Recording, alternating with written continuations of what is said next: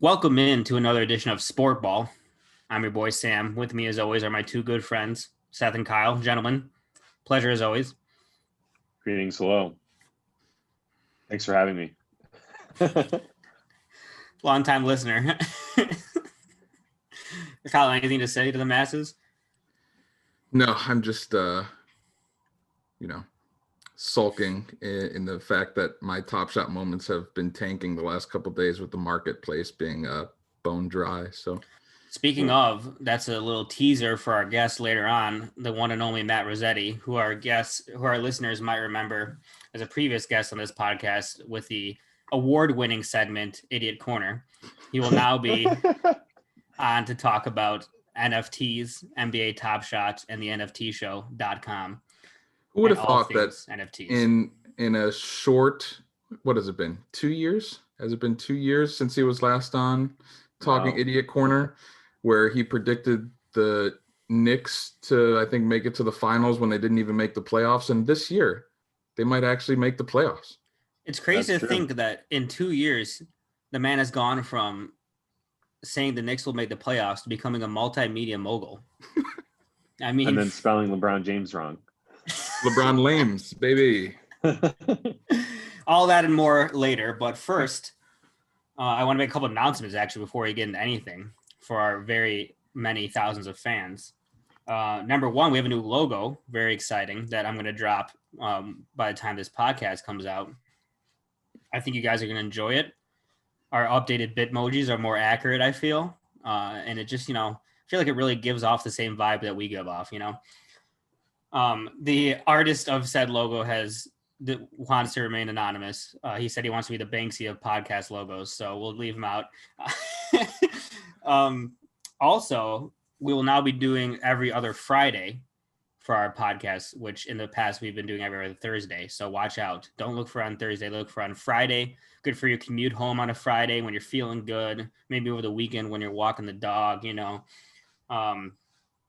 So usually we record on a Tuesday or Wednesday. So just giving the caveat now for all of our podcasts, if we say anything on Tuesday or Wednesday and it's not true by Friday, what, Kyle? What do we do? Nothing. Absolutely nothing. Exactly. So we're recording this on a Tuesday, March the 2nd. I think we It'll should come offer out this Friday. to give our listeners their money back if we say something that is untrue by Friday. You guys are getting paid for this? See, that's why it's funny, because we're getting them $0 back. So anyway, so we're recording this on March the 2nd. It'll come out this Friday. So sorry if any of these takes age like nearly frozen milk. Shout out to our last episode. Wanted to start off with a little NFL offseason talk. So basically, we are hitting free agency soon. Things are starting to heat up. Already we've seen J.J. Watt leave the Texans and move to the Cardinals. Kyle, your team, the Arizona Cardinals. Soon to be the Arizona Texans. Joining his former teammate DeAndre Hopkins, which is probably a big part of this, right? Because there are a couple, I would say, better primed contenders he could have joined.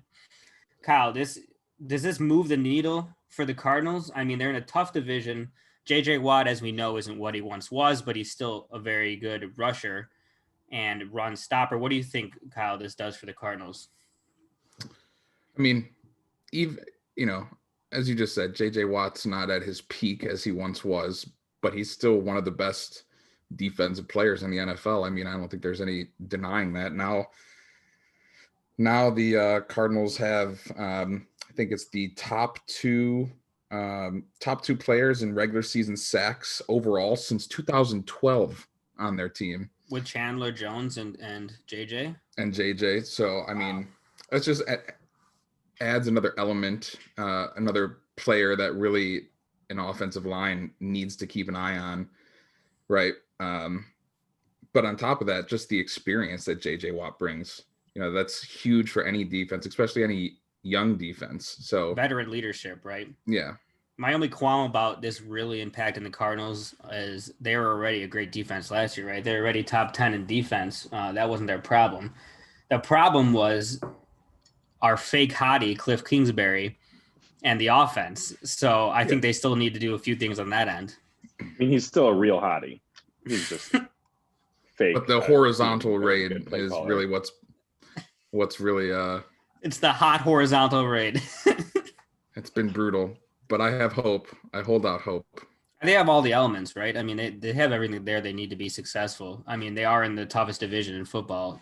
Christian that Kirk was injured for a lot of the Yeah. later part of the season too. And when he wasn't injured and it was him and DeAndre, I think there was like a 4 or 5 game stretch where like him or DeAndre both either went over 100 yards or each scored a touchdown. And that was the stretch of the season last year where I was like, that's when I made my bet actually that they were going to go farther than Tampa Bay. And then Christian Kirk got injured. So really it's his fault. Damn. That bet is going on my gravestone. I mean, that's one of the all-timers. That's on its way, so good. Christian Kirk, sneaky, ugly guy in the vein of Chris Middleton. How dare you? Watch out for that. Let's move on to the people that really matter. Okay, the quarterbacks. Namely, number 1, Russell Hustle Bustle Wilson. This is the newer news than his counterpart, Deshaun Watson. Recently said, we know he's unhappy. He said, bedroom. He said, I'm not asking for a trade, but if I were, here are the teams I'd like to go to. And they included so passive aggressive about it. Yeah. They included the Saints, the Bears, the Cowboys, and the Raiders. Now, of course, when we heard the Bears, Kyle and I personally did a naked lap around my apartment. I don't know what you did, Kyle.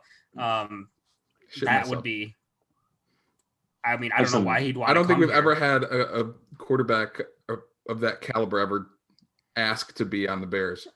Even mention us in the sentence. Days after that, too. Days after that announcement, that piece of news, today, actually, I think it was, Ryan Pace said that he thinks that the best thing the Bears have going for them right now is the coaching. So, I mean, just imagine once we get Russell Wilson, he thinks we have one of the best coaching staffs in the league and Russell Wilson.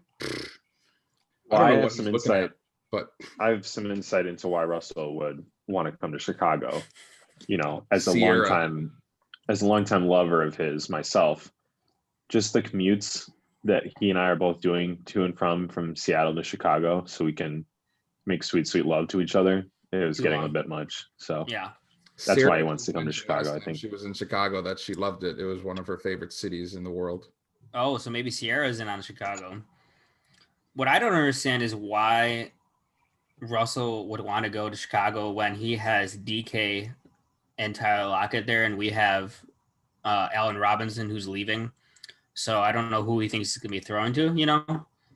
And also, if he said he likes the coaching, our coach literally wears a visor and is bald. So I don't know what he expects from that, unless he wants anyone but Pete But at least Carroll. Our coach isn't smacking gum inside your ear every fucking minute. So,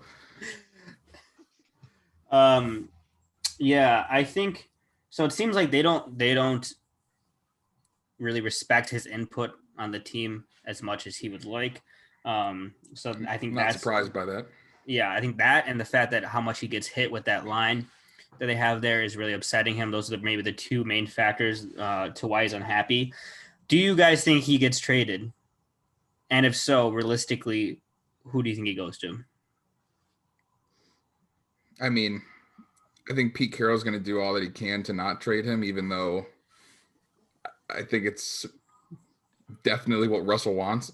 Like, Pete just sucks. We've known this for years. Here we go. I actually had in the outline. Why would you want to play? To do his bi-monthly rant on Pete Carroll. He is a top 2 quarterback in the NFL, but he's not treated as such, and he's not given the permission that quarterbacks of his caliber throughout the years have had in coordinating and having input on an offensive game. And it makes no sense. Why would he want to stay in an organization that's like that and that still refuses to let him throw nearly as much as he should? Like, I saw there was a clip someone posted on Twitter just the other day of like Russell Wilson talking to Pete Carroll about a way that they could change a play, you know, to optimize it, do better. And Pete just like basically wrote him off, so to say. He was like, yeah, I'll look into it. Then there's a video of Tom Brady and Bill Belichick where Tom gives some input, and or Bill Belichick is there taking notes, asking him different questions. What if we do this? What if you do that? And Tom Brady's giving that input. I feel like Russell Wilson should have that same type of authority in a room, considering the caliber of quarterback he is, and he doesn't get it. And that was Kyle's bi-monthly Pete Carroll rant. This is why you tune into the podcast. Cheers. Just to add in a little bit, obviously Sam and I have been defenders of Pete Carroll over the years, but I think admittedly it's getting, harder and harder to maintain that position, where I think he has shown in the past with his past success that he can be a good coach in the NFL, and certainly was a good coach when the NFL was at a particular point. But it does feel more and more like the NFL is passing him by, and he is not flexible enough to adapt to what the game is turning into now. So I think Sam shared Matthew Berry's tweet with the three of us earlier in the week, and it's like he was saying that if he were the Seattle owner, he would get rid of everyone before he get rid of Russell Wilson, right? Coach, whatever, general manager, whoever. And yeah, I mean, I don't understand how you could, there's a very short list of players that you'd want to start your team with that are ahead of Russell Wilson in the NFL. So it feels like if you're a smart ownership group, you would, do what you can to keep him. So we'll see what happens. I kind of think the safe bet is that he won't be traded, at least before opening day or the start of the season. But yeah, I feel certainly more on the table than it was 6 months ago. Yeah, I feel, look, if you're smart, like you said, you won't trade him. And I think they'll avoid it by trying to cater more to him, draft him offensive lineman, try to get more of his input on the offense. I think they'll do whatever they can to keep him. And I do agree with that point. This must be the greatest day of Kyle's life. I do agree with that point that in some aspects, the game is starting to pass Pete by, and he's just not as innovative as some of these younger coaches. And that happens, You can honestly, doesn't even have to do with innovation. It's just like, if you're a coach in the NFL, and this is a vast majority of coaches, they have their own idea of a system, and that's what they put into place. Whereas when you look at it, the great coaches in the NFL take what they have and build a system around it and change it from year to year. And that's not something that Pete Carroll has ever shown the willingness or ability to do. couldn't have said it better myself. I left him speechless. All right, let's hit Deshaun Watson. This is the one I have more confidence that will happen trade-wise, because he has demanded a trade out of Houston. Another athlete to demand a trade out of Houston. They're just dropping like flies. Jack Easterby, former chaplain of the Patriots, has somehow risen to power. Not somehow, I know why, because he's friends with the owners. And I think Houston's starting to wish for Bill O'Brien back, dare I say, the lesser of two evils. And, Watson's looking around. JJ's gone. DeAndre's gone. No good players, no good top management. So a couple of things to hit here. Do you guys think he'll get traded? I think we all think yes eventually, right? Do you think he will sit out games to get it done is another question. So the thing is, I'm not sure Houston is smart enough to actually trade him, right? We've seen, I guess it was Bill O'Brien mostly, but the idiotic things that they have done over the last year or two in terms of, making deals with other teams. They just let JJ Watt walk in free agency when you could have definitely sent him last season at some point to another team and recuperated with some draft compensation, but they didn't do that. So now they're making all kinds of statements saying that Deshaun Watson is not going to be traded. They've been one to keep their word in the past. So the way I see it playing out is they either end up caving, which is the very unlikely scenario, or two, Deshaun Watson actually sits out games. They don't know what to do, and then sell him for get rid of him for half of what they easily could have gotten over the offseason. Yeah, I could definitely see that scenario playing out. It's pretty remarkable the job that Houston has done as an organization to completely implode themselves. It's like if you were another team and you like wanted to infiltrate the Texans to tank the organization, this would have been your plan for them. So yeah, I don't think we can expect them to make a good move here. And I mean, I'm not an NFL insider, but just what I've heard like from other podcasts and from other people is that Deshaun has reached a breaking point where he's really serious about this. He's not bluffing. He's not just kind of being upset openly to make a point or something like that. He's like ready to sit out games, and he doesn't want to play another game with the Texans. So I could see it coming to that.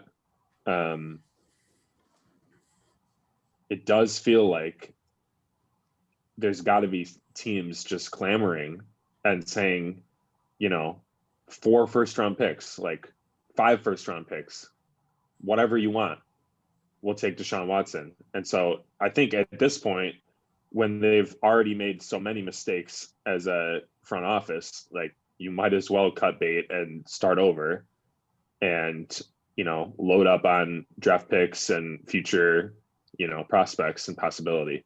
Especially So considering they don't have draft picks in the first place. Yeah. So that's what I would do, and just try to like put feelers out there and say, hey, top 5 quarterback in the NFL, young, give me your best offer, and just keep making teams one up each other until you feel like you've got a king's ransom, and then go for it. That's what I would do at this point. Yeah, and there's a lot of suitors, like you said. Where do you guys think he's going to go? Bears could right so many wrongs.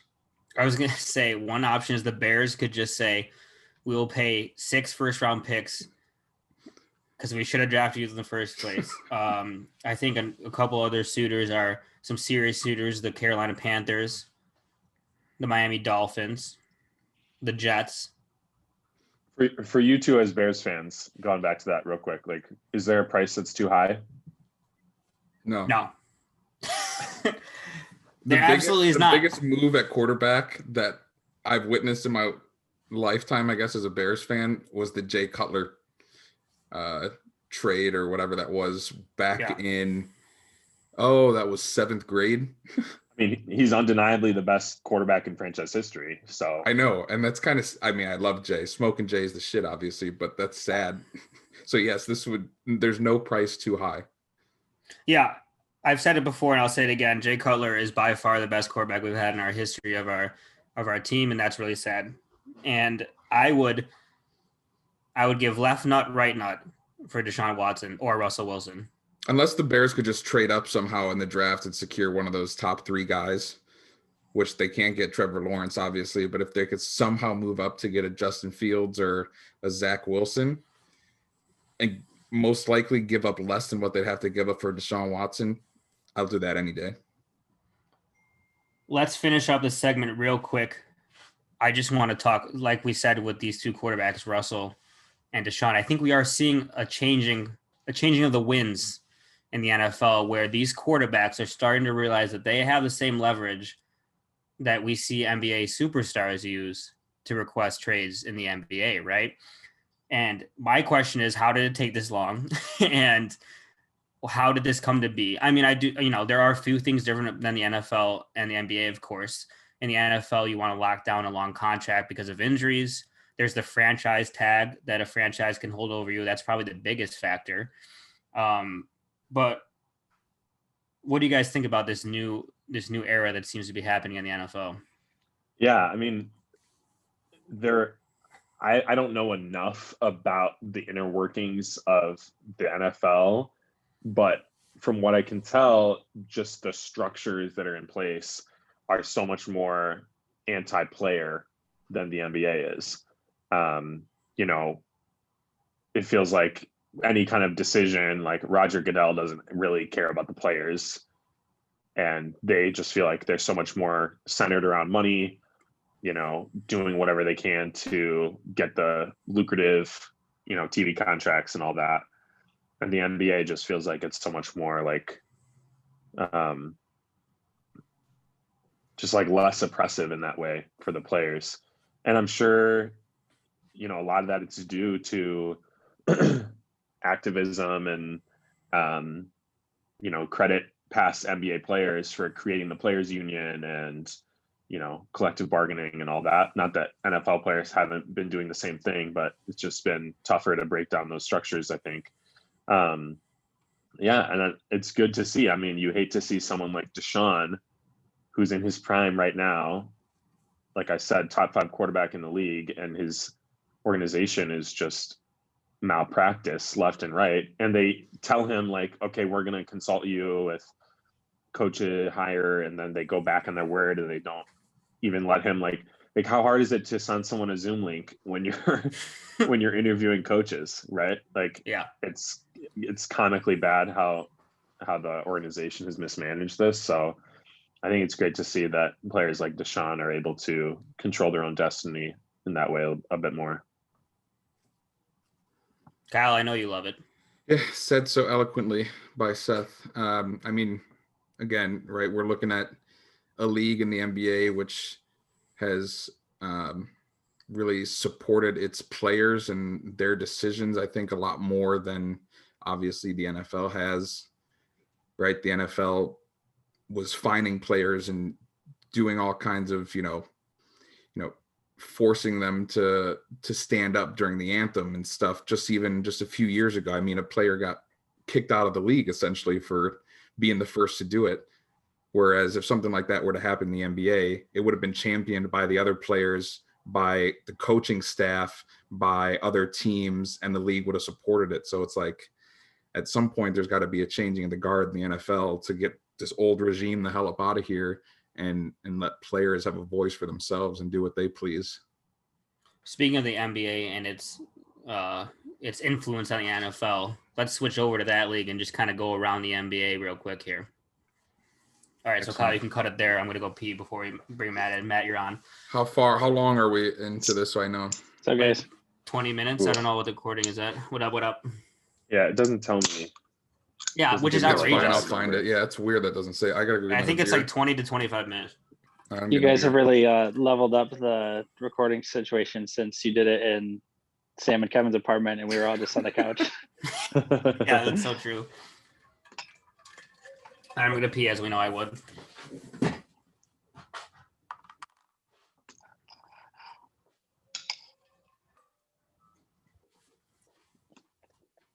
What you munching on, Seth?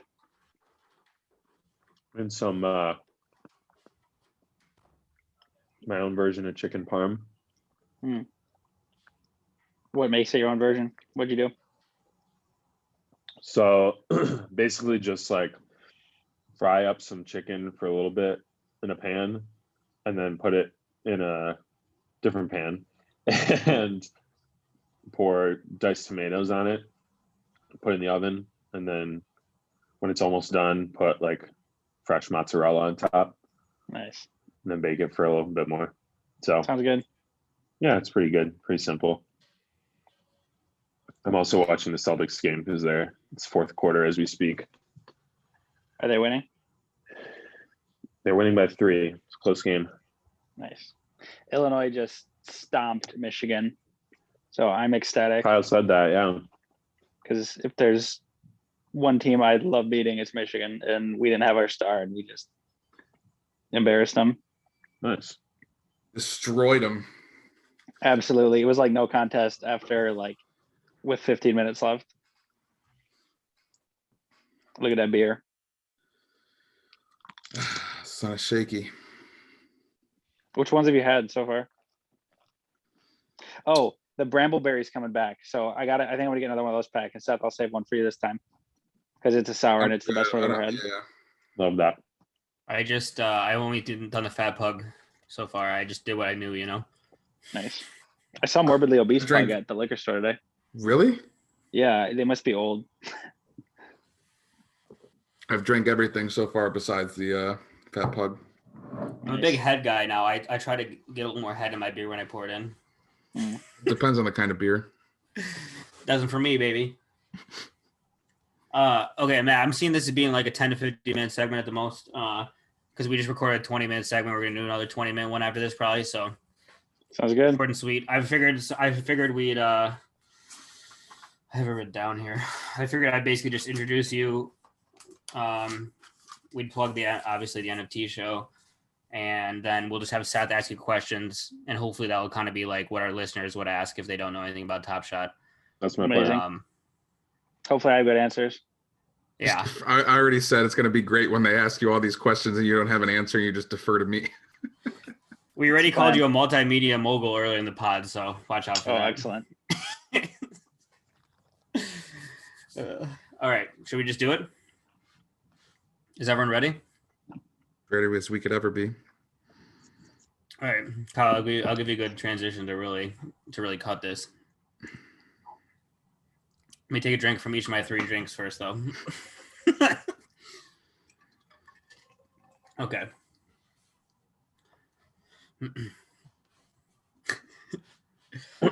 Well, it is now my pleasure to welcome back probably the most popular guest in Sport Ball podcast history. Top 10 at least. Matt Rossetti. Except for my one tweet that went viral. Hello, everyone. This is Matt Rossetti, formerly the sole star on the Idiot Corner. So happy to be back. That's going to be the first sentence on your Wikipedia page when you become the mogul you're trying to become right now. So Matt is here to talk about NBA Top Shot, NFTs in general, and the NFTshow.com, which is I would say, bursting out of its shell to become one of the most popular NFT destinations. A leader in the space, really. Yes. We strive for. And so Seth here is going to kind of pose as our listeners that may know nothing about NFTs or Top Shot or anything. And it's very easy for me. It's easy for me to pose as them because that's pretty much me. Because I am them, right. So we're going to have Seth ask Matt some questions, see if we can glean some information out of this NFT expert. So Seth, just take it away. Anything you want to ask? So first of all, for the listeners, this much I do know. NFT stands for non-fungible token, which is like what Bitcoin is. I don't really understand what Bitcoin is, but it's some kind of currency that doesn't actually exist. Bitcoin is not a non-fungible token. Oh, all right. So Bitcoin is a cryptocurrency. So Matt, could you tell us what is a non-fungible token and what is cryptocurrency? Give us the SparkNotes version. Yeah, SparkNotes version. I'm sure there's going to be errors in what I say, and there's going to be people that know a lot more, especially about cryptocurrency. But cryptocurrency is basically something. It's secured in a blockchain, and that means that everyone can see what everyone's doing, and it's tokens that are generated, and people are giving value to those, just like a dollar. People are more comfortable with dollars because it's what we use every day, but you can really give monetary value to anything. So right now people are giving a lot of value to these things called Bitcoin. And I mean, you can go do your research on what cryptocurrency is.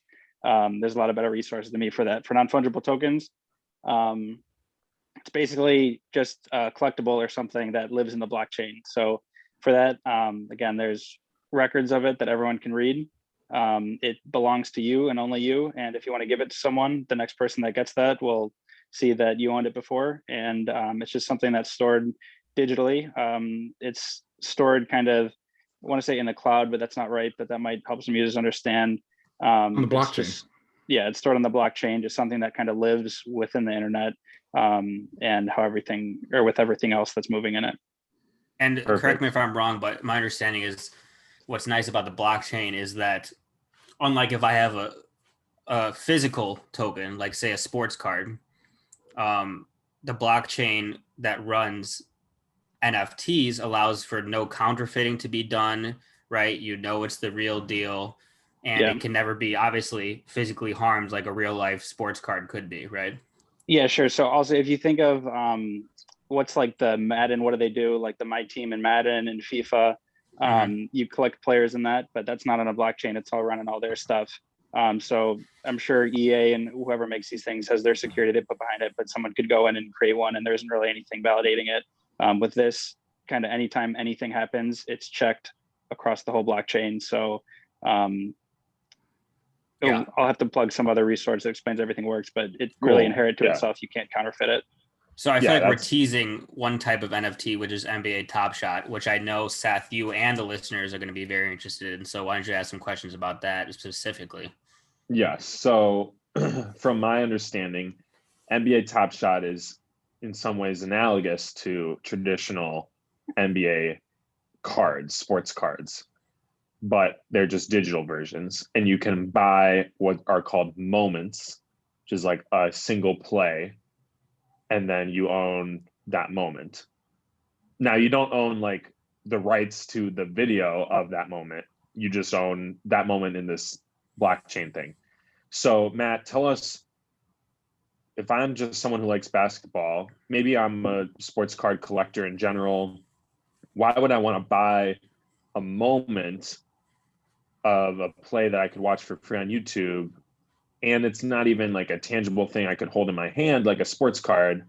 So I can't really like, hold it up to somebody to show them. I could, I guess, show them my computer screen. But why would I want this if it's not even tangible and I could watch the play anytime for free? Sure. So I'll try and come at this from a couple different angles. So one, if you're someone who likes to collect like sports cards, there's a lot of stuff.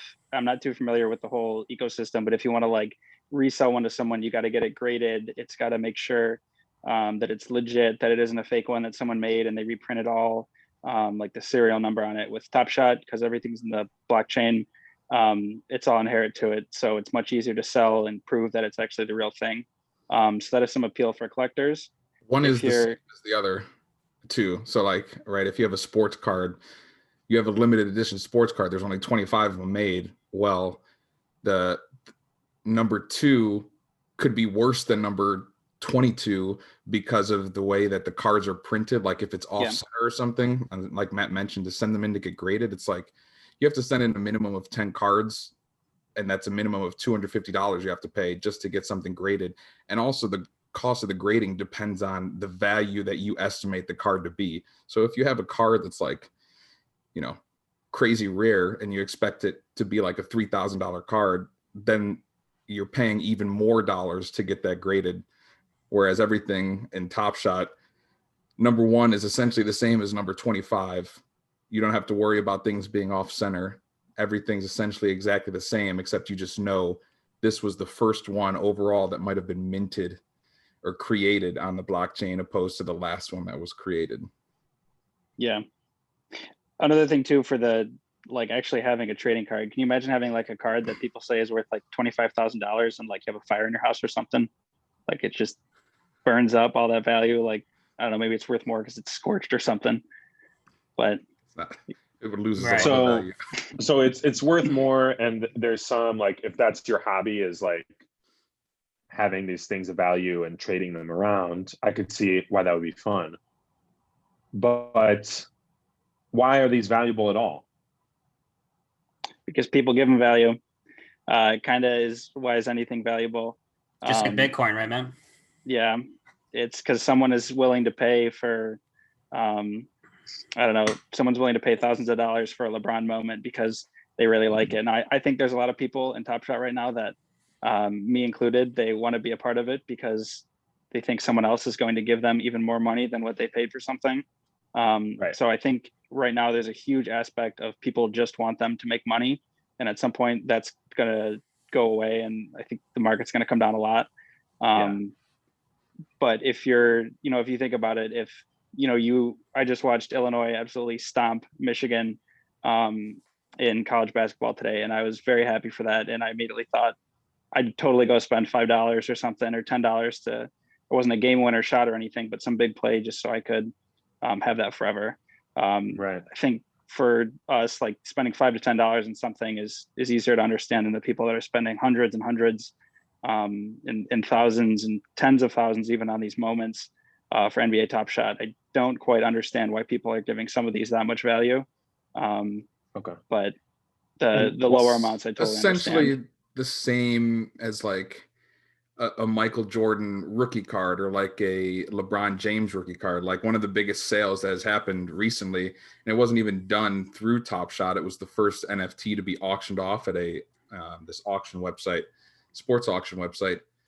Went for I think like $190 something thousand over this past weekend. It was the number one serial number Zion dunk from last year. So it was minted in his rookie season. It was from his rookie season. It's essentially like the first play that you could possibly own of Zion's on NBA Top Shot. So it's like value like that people are right. And that's something that's been valuable, like stuff like that with sports cards forever, right? Mm-hmm. And I've never really understood why people would pay thousands of dollars for that either. So I guess that all makes sense. One thing that has intrigued me a little bit or perplexed me is some of the value that's assigned seems totally arbitrary. For instance, I was looking at, okay, they released 50 moments of this LeBron dunk, right? Okay, maybe the first one that's released, I get why that might have like extra value compared to the other 49.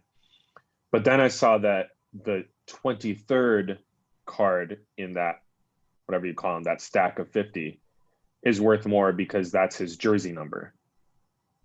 Like, why? That seems totally random. Like, I guess it's just another thing you can brag about. Like, oh, I have the LeBron moment and it's his jersey number. But it just seems totally like arbitrary to me.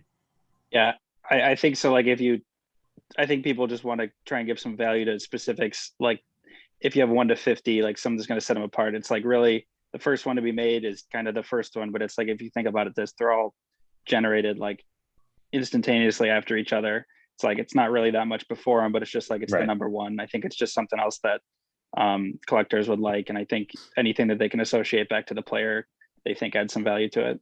And again, I will say this isn't inherent to just Top Shot in the collectible card space to getting a card that's the same jersey number of an NBA player or an MLB player. That holds a lot more value to it than just a regular old, random number card too. Okay. Yeah. And to the point about why would I want if it's not physical, I think like for me, like I bought a pack, I saw all the moments I had and like saw the players' names and I was like, oh cool, I have a D'Angelo Russell, I have a Zion, whatever. It's like it feels like they're part of my collection, they're on my team or whatever. It's like, especially with everyone having their phones all the time, you can just pull up NBA Top Shot on your phone. So like you said, you could just show your collection to anyone at any time, perhaps even more easily than you could show them your player card collection, right? So with everything being on your phone now and it being in your pocket, it still feels like it's a part of your collection, right? It's still kind of cool, We're in and moving even more towards a digital world where everything essentially is going to be digitized at some point.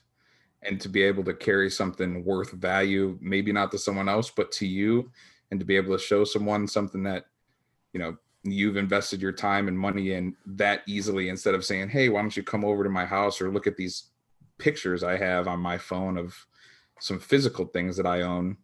I could show you the actual non-tangible, but actual thing right here in person, the same way as if we were over there and I had to show it to you, Right. I'm going to start a notes page on my phone with a bunch of YouTube links for the moments that I would like to have. And I'll just show those to people. Question for Matt. So tell me a bit about like what moments end up becoming things that you can buy, right? There's thousands of plays that happen in the NBA, all the time. So what is the pattern seem to be on what plays end up becoming moments? Do you think that they'll move to historical moments from the past? And what's the likelihood that my Jason Tatum behind the back pass ever joins the Top Shot repertoire? The play that was featured on a NBA Top Shot Most Wanted post from the NFT show. Exactly. Right. That's going to be kind of interesting for me to answer because I'm not the biggest NBA fan, but I think it's clear that there's a lot of people working for Top Shot that really know the NBA. I think there are some historical moments, like I pulled Kawhi's 10,000th point. So obviously, like, they knew enough. It was just kind of an average bucket he made, but it's like, yeah, that's a big moment in NBA history. Let's immortalize that. Let's make a moment out of it. I don't know if there's any trends for, like, I assume they have a good amount of like buzzer beaters in there, but I can't list off a list of buzzer beaters. Kyle, maybe you know the NBA more, knows about some of the plays like or moments you went after. Yeah, I mean, just not even necessarily talking specific plays, right? NBA Top Shot has an agreement with the organization of the NBA. So the NBA owns all of the clips that are generated from a game, right? But what they do then is they essentially take specific clips or specific, plays from these games and give them to Top Shot. And then once Top Shot has those are the clips or the plays that they could choose from to create these moments. So it's not like Top Shot has 100% free reign to just take anything that happens in the NBA and make it something. The NBA has to give that to them, and then they have a list of things that they could choose from to create these moments. But it is up to Top Shot to say, you have the wherewithal to be like, how prominent or is this moment to say, okay, should we have 15,000 plus of these made, or do we make this something that's extremely rare and only have 500 of them made? Right. And then in terms of like historical plays, they've already done a series that they called like Run It Back, where it's so they partner also with the NBA Players Union. So anyone essentially that is out of the NBA that's still a part of the Players Union has given permission, they will at some point have the opportunity to create moments from those players. So one of the ones that they've done that they did is a current player, Giannis, but obviously this is a brand new thing. However, they were able to mint the first points that he scored in the NBA. Coming up soon within the next couple months, they're going to be having some plays from Shaq, who else was there? I think Allen Iverson and a couple other like NBA greats. So, it's more broad than just current NBA, but it all depends on the buy-in essentially of inactive players in the Players Union. Yeah, and that's what's great about this is, like, with regular sports cards, whatever league it is, they're not getting any money from it, right? So you sell a Michael Jordan sports card, and the NBA is seeing nothing from that. Whereas they're owning this NBA Top Shot and they're getting money from it. So it's mutually beneficial to the players, the NBA, to everyone, which is why I think people are excited about it. You see players tweeting about it. And it is still in beta, so like Kyle was saying, there's a lot of stuff coming where they're just trying to figure out the website right now and trying to make it not crash under how many people are interested in it. So speaking of the website, Seth, I might move on to just asking Matt about the machinations of it if you have nothing else. So Matt, can you just kind of describe to our listeners, okay, we've heard all this info about NBA Top Shot. Now I want to get in. I want to buy some packs. I want to buy some moments. How do I do that? So first of all, I don't want you to make an account and be able to buy packs, because then it increases my odds of getting a pack. No, I'm just kidding. Yeah, so it's really easy. I believe as I'm saying this, you can create an account. They were having some issues over the weekend and you couldn't, but hopefully when this is up, there's no issues creating an account. So you just go to the website, you make an account. It takes you to this other website that's called Dapper. It's like the behind the scenes. They manage all the money for Top Shot. It's legit. It's not like a pop-up that came up. And it's really easy as making your account, and then you give them a credit card number and you can upload money to your Dapper balance. And they take a little bit of a fee for like a credit card fee. And then once you have money in your account, you can buy packs. Packs get released every once in a while. I don't think there's an official cadence to it yet. and the packs will have some random moments, and some of them have specific, like you're guaranteed like a one rare moment or something, or you can just go straight to the marketplace with your money and start buying moments that you like. And really if easy, anyone, actually. You could. Yeah, I was just going to say, if any one of our listeners is hesitant about the authenticity of Dapper, podcast favorite and former Finals MVP Andre Iguodala is an initial investor in Dapper. So that tells you all you need to know. What are you going to say, Matt? Sorry, I cut you off about the marketplace. I was just saying it's actually really easy to get it set up. It is really easy. I mean, I did it in 5 minutes, and I'm pretty dumb. So if I can do it, we helped you a little bit along the way. Yeah. And again, to real quick, I guess before we finish this whole segment on the Top Shot, there's, Seth mentioned at one point, what's the point if I can't do anything with it? I can't hold it. I can't do whatever. NBA Top Shot is in the process of creating essentially like a game for these individual moments and such, to add some additional utility to the moments and the players' moments that you own. So like, no one knows exactly how it's going to go, but if you want to think about it like kind of like a fantasy game where you can collect these different moments of your favorite players or whatever, and then your friends can have their own favorite players, and you field like a fantasy team with these players. Who knows how they're going to distribute attributes and stats and whatnot, but it adds some additional utility into just owning the moments to collect them and look at them. You actually have a use for them to be able to compete against friends and against a broader audience once that's available. Yeah, so that's just a little overview of NFTs and specifically NBA Top Shot. I think you guys are listeners out there. Well, Matt's our main listener, so he already knows, but the rest of you, Matt, why don't you plug the NFT show and all of its social medias for our listeners? Everyone go check out the NFT show. Instagram is currently our biggest platform that we socialize on, and we have a website, www.the.nft. I can't even plug my own website, thenftshow.com. Not editing it out. Periodical articles on there, no set cadence yet, hoping to get at least one good article out a week, hopefully provide some real value, and then Instagram's to have a little bit of fun and just try and make people alert with what's going on. Great. All right, well, thanks for joining us, Matt. Cool. Thanks for having me, guys. The GOAT. Thank you. The idiot out. All right, that was good. That was good. Before he drops off. I said I think the cryptocurrency one was supposed to be a softball, and I honestly don't think I could answer that.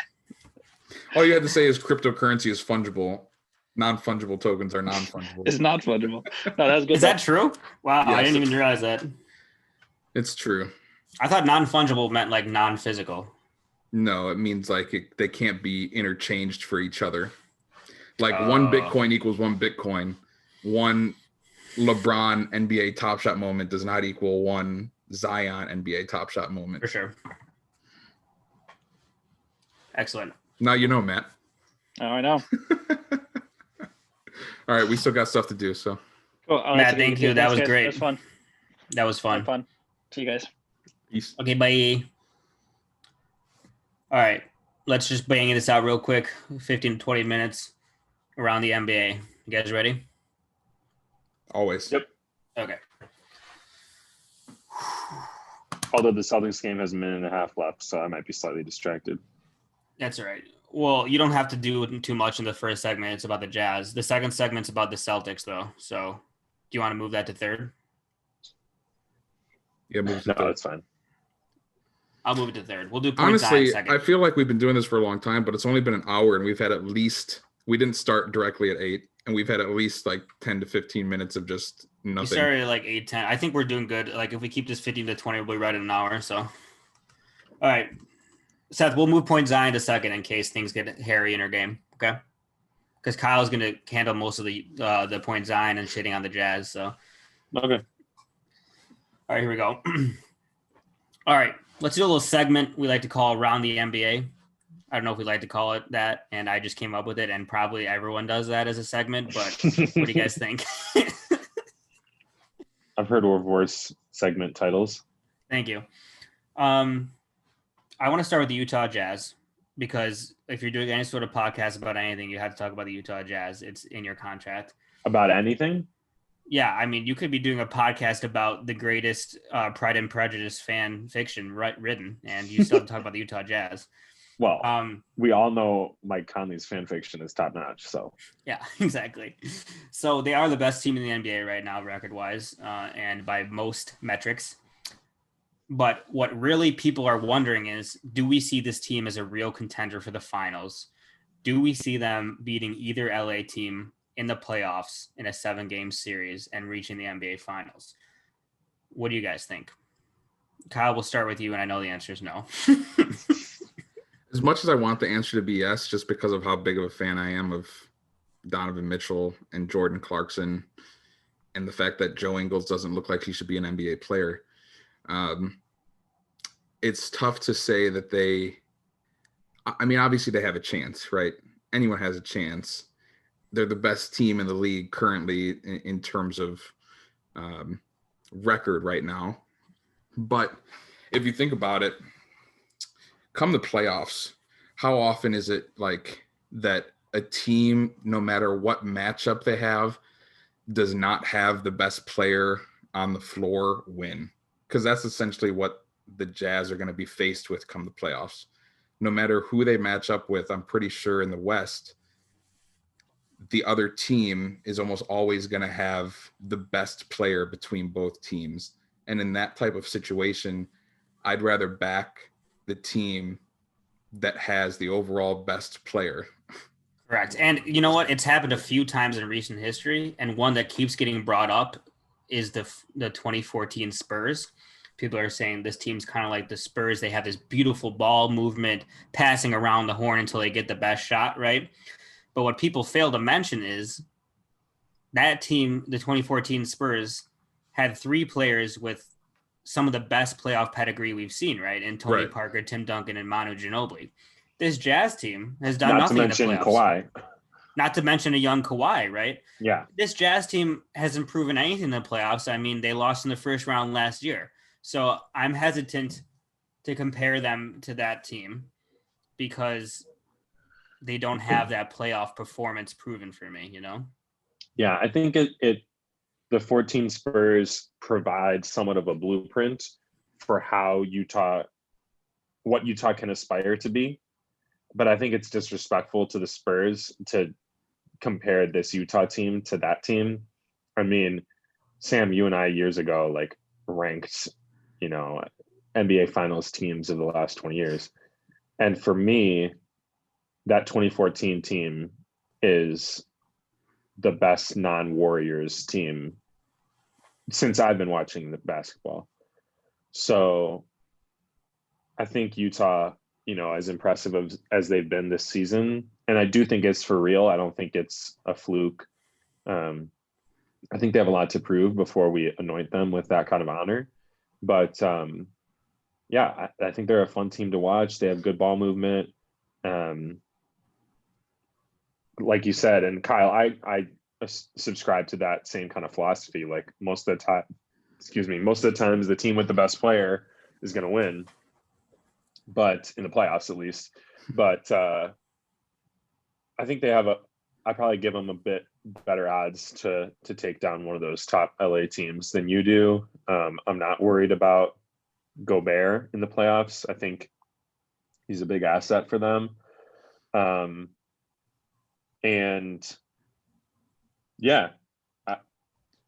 It'll just be one of those things. Like, can a team without any super duper stars on the level of Jokic or Kawhi or LeBron, like, can they overcome that with depth and passing and shooting? And I'm sure there'll be, playoff games that just come down to how well does Utah shoot the ball from 3. So yeah, it's hard to that's predict a big that. thing. And can I read you some stats? I'm going to read you some stats. I'll allow it. They're second in offensive rating, third in defensive rating, and they have a 9.29 point per game margin of victory. These are all – that's the profile of a finals team, right? I mean, it is, right? But yet I hesitate to believe they are a finals team. And I think I might honestly pick them against the Clippers if it comes up, just because I feel like intangibles wise, the Jazz are so cohesive. And from what I saw in the bubble last year, granted, it may have just been a bubble thing, but that really kind of worried me about the Clippers when it comes to playoff time. So I could consider maybe picking them against the Clippers, but I don't see myself picking them against the Lakers, especially when they've proven in the playoffs last year. What I love is this is essentially the biggest case for centers actually mattering, and the type of centers that are rostered on teams actually mattering.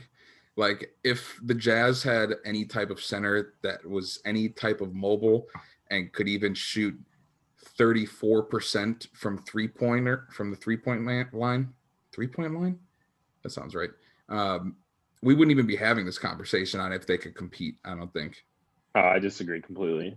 I think we'd still have the conversation. It just would depend on what they've done in the playoffs, you know? I mean, like, for a team like this to make the finals, we've seen it with the Spurs, like we said, and maybe, you know, you could say the Pistons back in 2004, but those were like teams that were elite and had made deep playoff runs before, you know? And despite whoever their center is, I need to see it first before I believe that they can make a deep run in the playoffs. I mean, they literally just lost in the first round last year, you know? Barely, but yeah. I mean, I don't think we'd be having this conversation if that were the case, because the Jazz wouldn't be the best team in the West if they didn't have Gobert. So I mean, that's honestly impossible to say. Yeah, but I think Gobert makes a case that centers do matter because of how much of a big impact he makes towards winning for them, and his rim protection and defense, and the way that they structure the offense around his strengths and allow him to be that pick and roll screener who can catch around the rim and finish. But there's other centers that could do that too, that could also guard, you know, anyone outside of a 5 and can step out to the 3-point line and take a 3-point shot that allows the offense to spread the ball even more and become even harder to defend as a whole. But there aren't any other centers in the league who are as good as Gobert defensively. So Gobert for Ben Simmons, straight up. Put Ben Simmons as the 5. Who says no?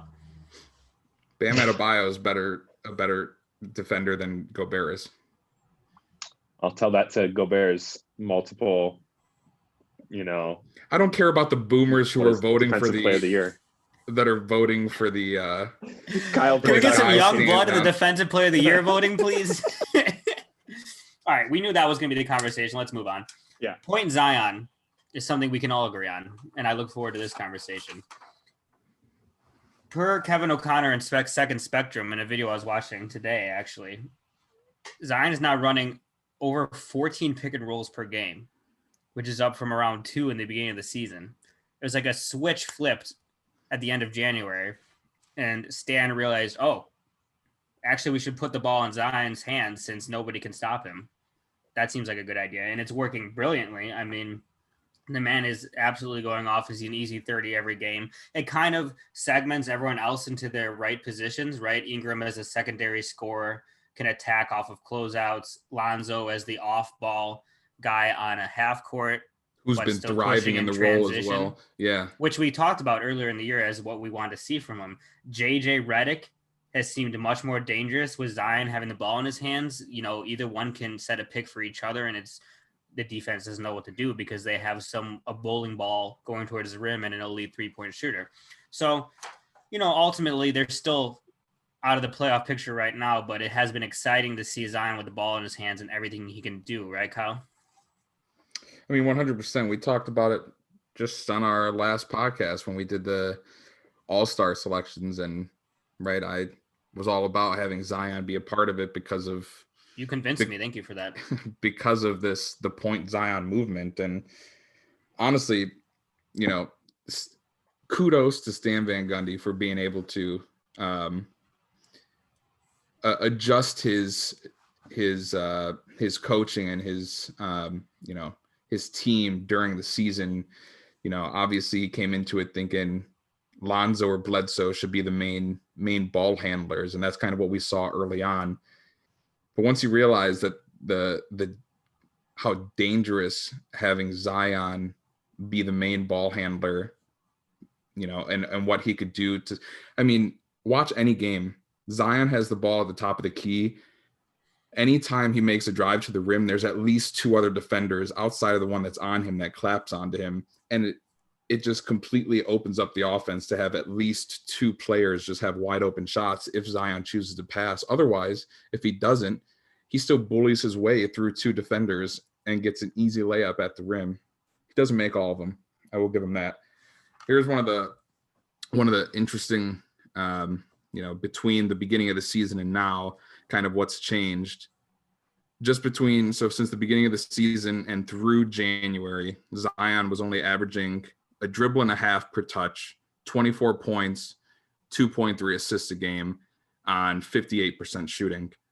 Since Point Zion has taken over, he has twice as many dribbles per touch. So he's handling the ball obviously a lot more, stats tell us. 27 points per game, doubled his assist, 4.6 assists per game, and he's also increased his shooting. He's at 65% shooting from the field. How do you stop that? And coming out of Duke, we knew his passing was great, right? And I was just kind of waiting to see it translate to the NBA, right? And now we kind of have seen that in his new role. Now, the question moving forward, I think a lot of us have, Seth, is, this team isn't in playoff contention, and why is that? And what different players might we need around Zion to maximize his potential? Do you have any that you have in mind, or do you not like some of the fit that we have currently? Yeah, with the team the way it is, it feels like they should be better than they are. And it feels like they have the talent to have a better record. I think some of the solution to that could just be internally. Like, Brandon Ingram needs to understand that he's Batman on this team, right? He's not the best player of the team. He shouldn't be the one taking the most shots, all that kind of stuff. There's certain times, even now after the increase in Zion's workload, where they just go away from him for whole quarters. And yes, Kyle and I were lamenting this the other day. Yeah. So it's like that kind of stuff would obviously is something that they could change and improve on, right now, without adding any new players. So often you hear the solution to, how to surround a star player to make the best team is add shooters, right? So you can't have too many shooters on the team. And yeah, it's just Zion is this unstoppable force. He's already top 10 most unguardable players in the NBA. I think I'm still scarred from the one game that I watched where I saw him 2 times in a row just let a player go right past him to get a defensive rebound instead of boxing out. But I think honestly, clearly the problem with New Orleans is not Zion. So we'll see if they're able to make some of those adjustments with the team that they've currently constructed. There's been talks that maybe they'll trade JJ Redick. But yeah, I guess the other question is Lonzo. Is he really the point guard for this team? I've never been a huge Lonzo fan, but he's a decent playmaker. He makes good passes. So that could work with Zion. Maybe having someone who's a better shooter than him would be a better fit at the point guard position. Someone who can get the ball to Zion in positions that'll make him succeed. But the thing about Zion is he'll basically succeed wherever you get him the ball. So I don't feel like that should matter that much. But yeah, certainly teams are going to start doubling him more and more. So yeah, if you're going to kick out to players who can do something with it, that would be the best. I feel like Lonzo, though, he was definitely, it seemed on the trade block early in the year. And now he's so good, I almost feel like they can't trade him. And conceptually, to me, if this 3-point shooting is real, that was one of my biggest things. Remember at the beginning of the season when we said what we're looking for in this upcoming NBA season, my biggest thing was, can Ingram and Lonzo's 3-point shooting continue?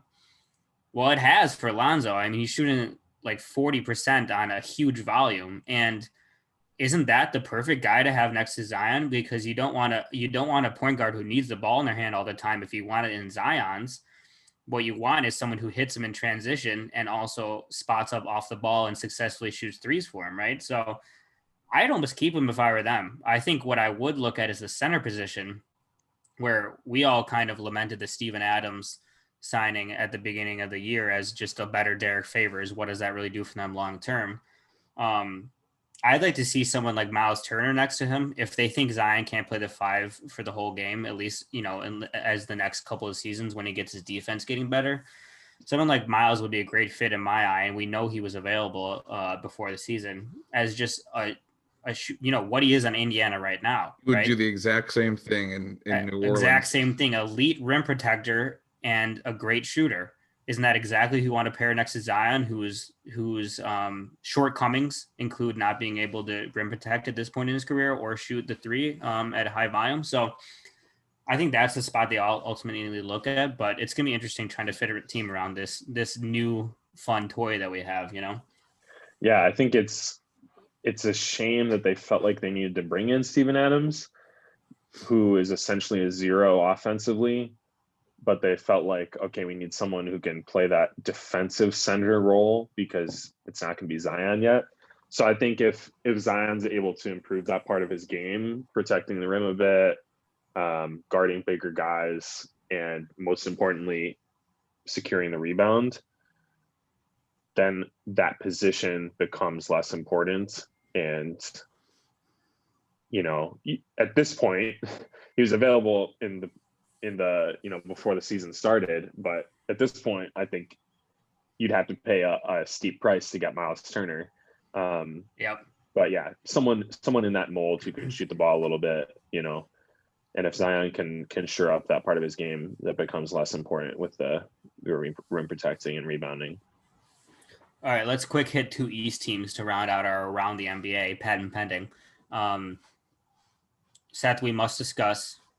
This is another thing that's in the contract. If you have a podcast, you have to discuss the Baltimore Celtics. Just kidding. The Boston Celtics. And the question must be asked, how panicked are we, right? This is they are who we thought they were. That's all I'm going to say.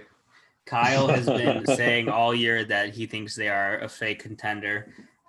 We actually have a bet internally on whether the Celtics or the Pacers will make it farther in the playoffs. The Pacers, it must be said, are out of the playoff picture right now. So neither of us are looking good there. But Seth, I must know, as our resident Celtics fan, this team is hovering around 500, have not looked great since Marcus Smart has been out. How panicked are you? Well, right now I'm at like a 1 because we just beat the Clippers moments ago. Without Kawhi Leonard. You guys didn't have Kawhi Leonard playing for you? Yeah, we didn't, and we still beat them. Yeah, no, I don't know. I guess I'm like a 4. This is out of a scale of what? 1 to 4. 1 to 4. 1 to 3. So what I'll say is we've had one game with our 4 best players all playing together, right? So from that standpoint, I think it's hard to evaluate our team. In addition to that, Marcus Smart is still out. Jason Tatum still recovering from COVID. He's made it clear that recovery process and the virus has impacted him still, lingering effects with his conditioning and just feeling like more winded during games. And it kind of comes and goes. And you see that his efficiency has come and go as well. So I think hopefully, is that me? Sorry. We'll have to cut that part out. It started playing a video on the box score. Anyways, so and you can see Jason Tatum's efficiency has come and gone as well. And certain games he just like can't buy a shot from the outside, which is unlike him. So I think if we can get this team to be firing on all cylinders, where and the other part was Kemba, of course, and he's been looking a lot better the last 3 or 4 games. So I still believe in the ceiling of this team, and that the upside that we all thought they might have at the beginning of the season, like, is still a possibility. That being said, I would absolutely love to see this team make a move still, try to acquire someone with that trade exception. It's going to, I don't know how many people are really available. But when you think about it, we really don't have very much playmaking on this team, and all of our role players are just like 3-and-D guys or rim runners. So that's where we really miss Gordon Hayward. He was probably our best playmaker last year when he was healthy. Getting Smart back from the injury will help with that some. But it's just like, beyond those top 4 guys, everyone else is a role player who I think are still like playing their role decently well. Daniel Tice is shooting well from outside. Ojale has stepped up his like corner 3 game, but that's the thing. A contending team isn't relying on Shemi Ojale. They're like someone that you put in when you're already up 20. So but it's like, you can't really expect him to do more than what he's doing. He's shooting like high 30s from 3, and playmaking for others is not his game. So it would be nice to add someone like that who can add more playmaking or just get buckets for themselves, like Nikola Vucevic. Kings say that they're not going to trade Harrison Barnes, so that might be off the table. I mean, we knew coming into the season this wasn't a deep team, right? Like you say, season at this point. And when you lose Marcus Smart, it becomes obvious, which we knew it would. Yep. Where I kind of land on is, if they can grab a 4 or 5 seed, I still think they're going to be in the final 4 in the East, but I still think they're a notch below the Bucks, the Nets, and Philly, which I think we kind of knew going into the season. So I don't know if that much has changed for me, I guess. Yeah, I would agree. I mean, certainly there's nothing that I don't have an argument to say that the Celtics should be, favored over the Nets or the Sixers. Which brings me to the last thing I want to talk about on Around the NBA, TM. And Kyle, you can jump in here to gloat about your Brooklyn Nets. They won 8 straight at one point, now 9 out of the last 10. Most of these games without Kevin Durant, who is their best player, should be mentioned. Are they your prohibitive favorites in the East? Kyle, I assume they are. Hands down. I mean, I called them the number 1 seed before the season even started, when I knew they were going to get James Harden. So, yeah, but for me, it's kind of like, who else is even in that conversation? Maybe is the more interesting question, right? Like, for me, it's kind of like, is it Philly or the Nets? I don't know if I even believe in the Bucks. That's it. It's the Nets or it's Philly. Yeah, I kind of think that too. Any sleeper team we should be thinking about? No, I don't think either of them really. I don't think like the Bucks could outduel at this point. I don't think that either of them could outduel Philly or the Nets in a 7-game series. Yeah, and I think that would be, what a matchup, right? Philly and Nets. Because at that point, you'd have to rely on Chris Middleton and Drew Holiday multiple nights in a row to get something done. You're not relying on Giannis to get something done if you want to win a 7-game series against Nets or Philly. In crunch time, right? Yeah. Right. Yeah, I would put those 2 teams as the favorites. Like anything, I think it's possible that another team sneaks in there. I think we're all kind of have a bad taste in our mouth from the way the Bucks have played in the playoffs in the past, but made some changes to their team. And, I think it's certainly within the realm of possibility that they'll surprise us and play better than they have in the past. We haven't mentioned the defending Eastern Conference champion, Miami Heat, who've also been struggling with injuries and COVID stuff, but are back right in the thick of it now. Yep. And there's just so much, like, a lot of people have been talking about this, but like between the 4 seed and the 12 seed, there's very little separation right now. So I think we need to wait a little bit until the season kind of plays out some more, so that there's more separation and we can kind of see which teams, when they're healthy, look really good. And like you mentioned Indiana, they're another one of those teams. I feel like Utah, they're like a poor man's Utah, where they don't have any star players, but they have a few all-star caliber players.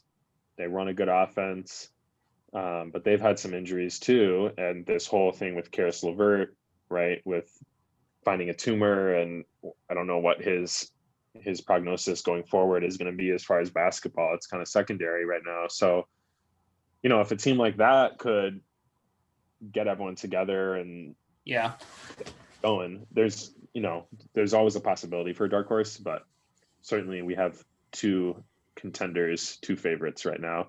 Well, that would be bad. Yeah, but that would be bad for our Pacers Celtics bad sets. We don't want to root for that. Sure. Kyle, any final gloats you'd like to put forth on the Brooklyn Nets? I mean, James Harden is who we thought he was. He always has been and always will be.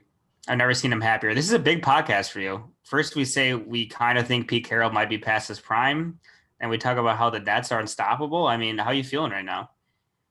I'm on the verge of saying, if the Nets win the championship, I will get a James Harden tattoo on my ass.